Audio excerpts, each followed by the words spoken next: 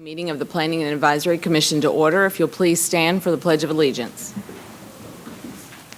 I pledge allegiance to the flag of the United States of America and to the republic for which it stands, one nation, under God, indivisible, with liberty and justice for all.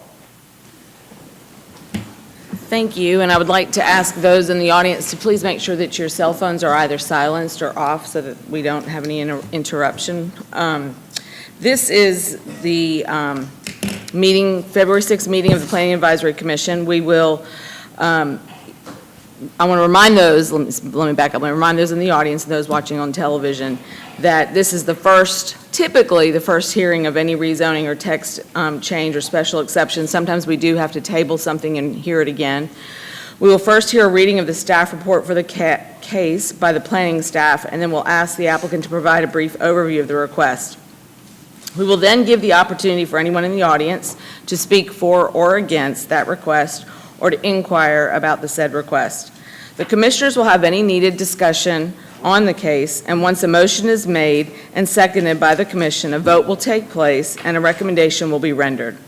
The case will go back to the planning department for their independent recommendation, and if a favorable recommendation is given, then the case is forwarded to City Council with 2 independent recommendations. If the planning department makes a recommendation for denial, the applicant will have 10 days from the receipt of a letter stating the denial to notify the clerk of council that they are requesting to be placed on the City Council's agenda.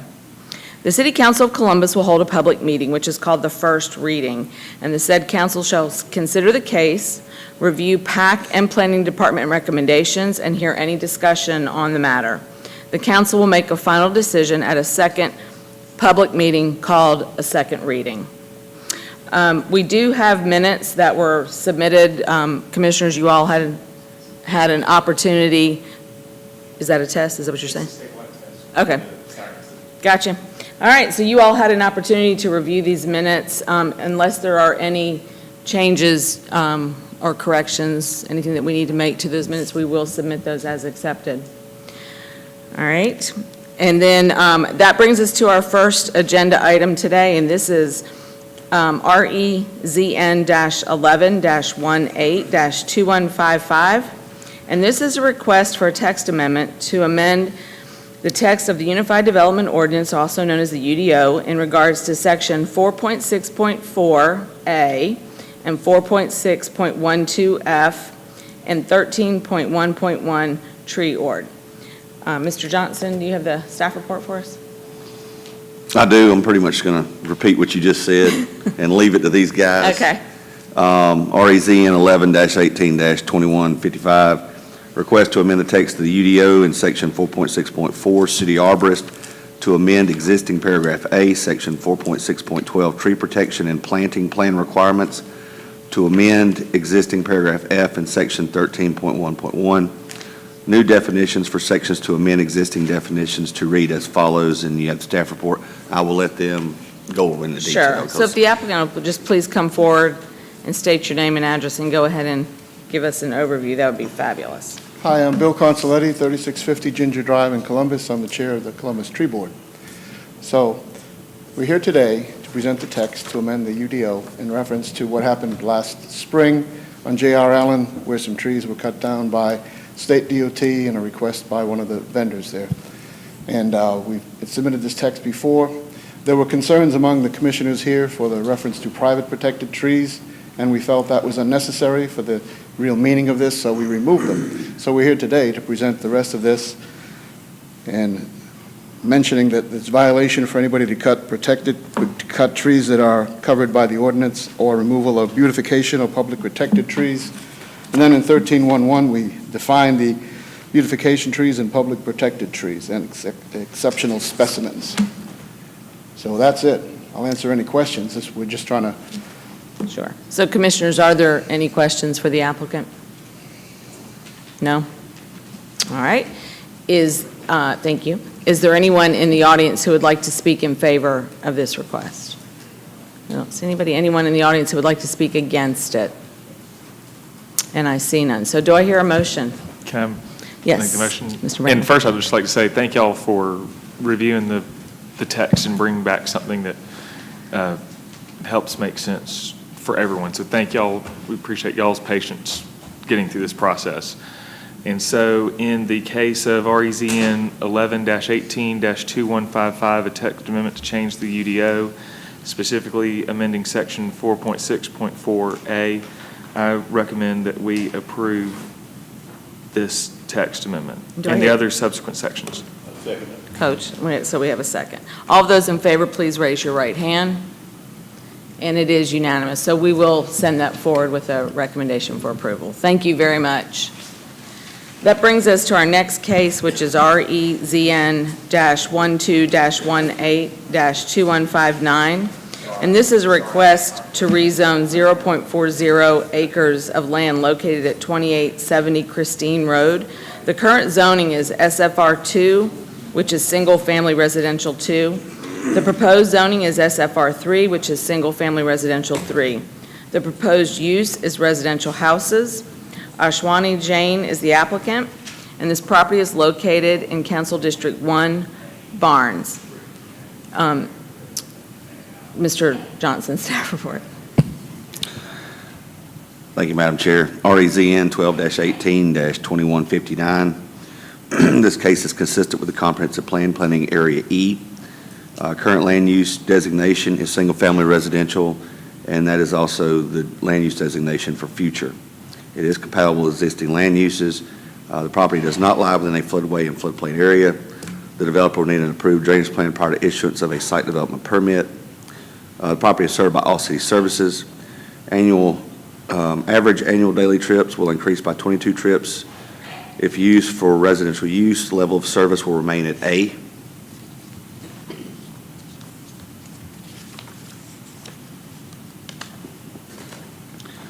The site shall meet the codes and regulations of the Columbus County government for residential usage. No school impact, no buffer requirements. This is not within Fort Billings notification range. This is not a DRI. 40 property owners within 300 feet of the subject properties were notified of the rezoning request. Planning Department received one call or email approving the rezoning. No additional information. And of course, you have your attachments. I will say that this is probably the fourth or fifth lot in this area that has come in since the UDO to be split. You've got small houses on very large lots, and we've got, I'd say, somewhere between 10 and 15 new houses in this immediate neighborhood. Thank you for that information.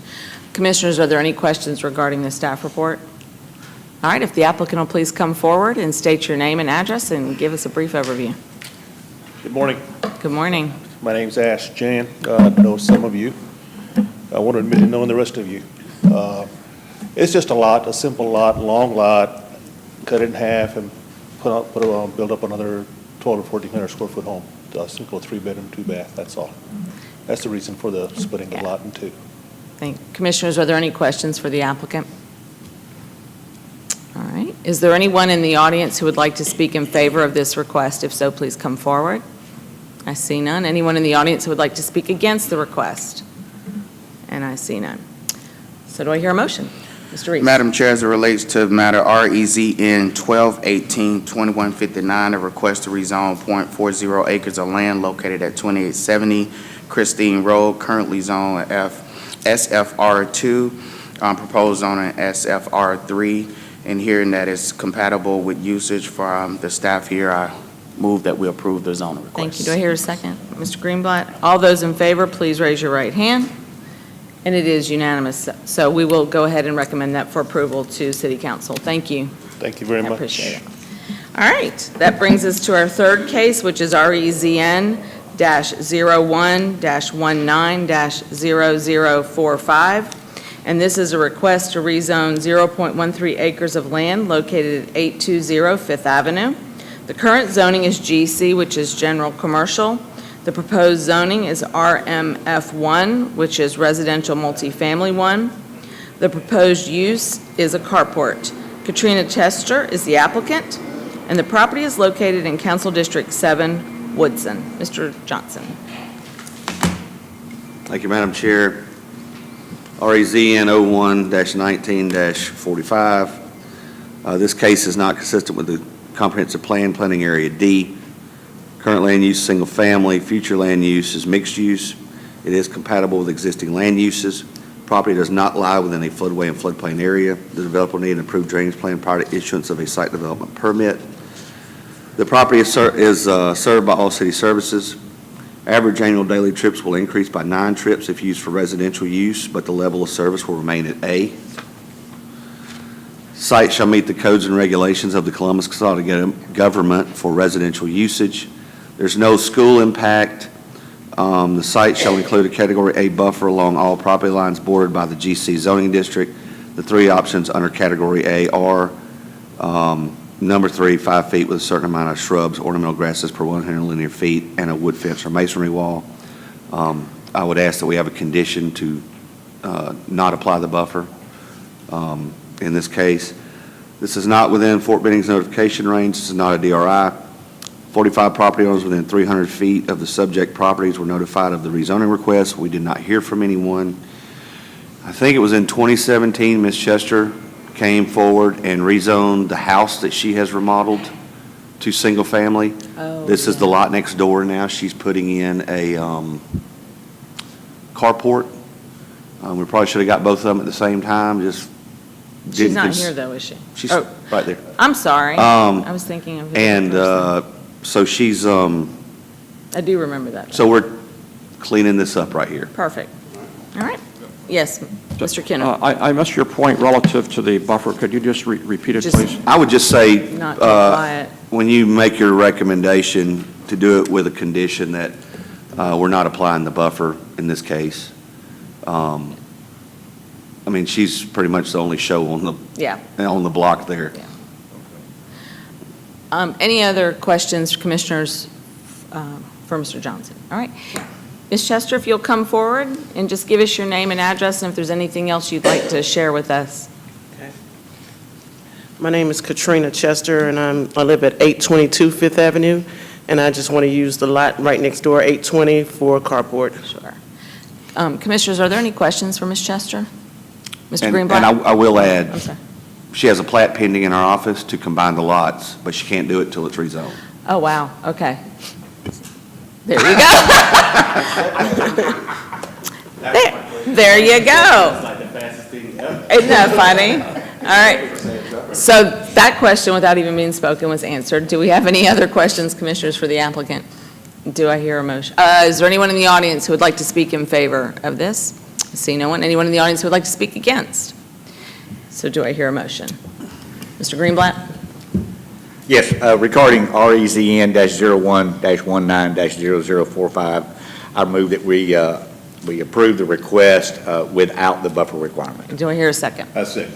All right, and so we have a motion to approve in a second. All those in favor, please raise your right hand.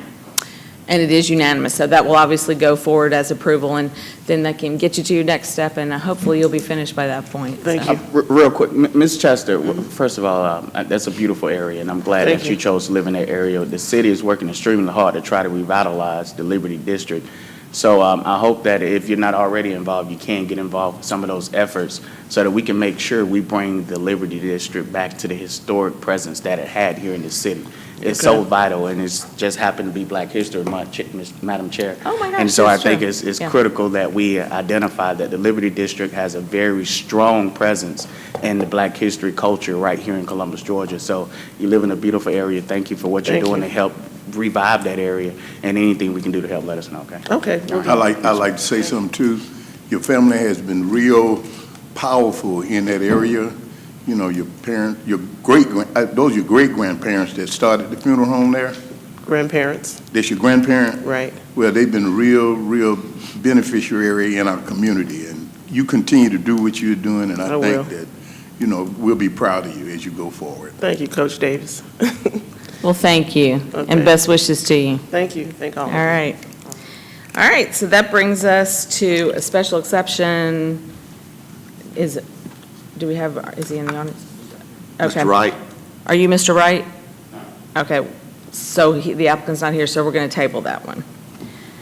All right, so lastly, then, well, I guess I should say, it's the special exception, E EXCP-12-18-2251. The applicant is not here, so we'll table that for our next meeting. As far as new business goes, there is any new rezoning, special exception use, and text amendment applications are now available on our website.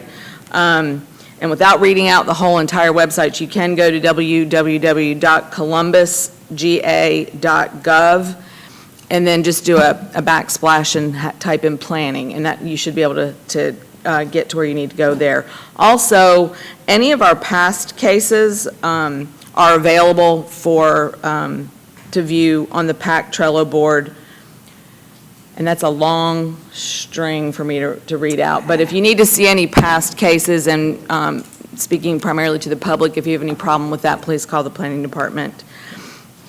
I don't believe we have anything else that we need to announce. Our next meeting is scheduled for February the 19th. And so we will see you back here February 19th. We are adjourned.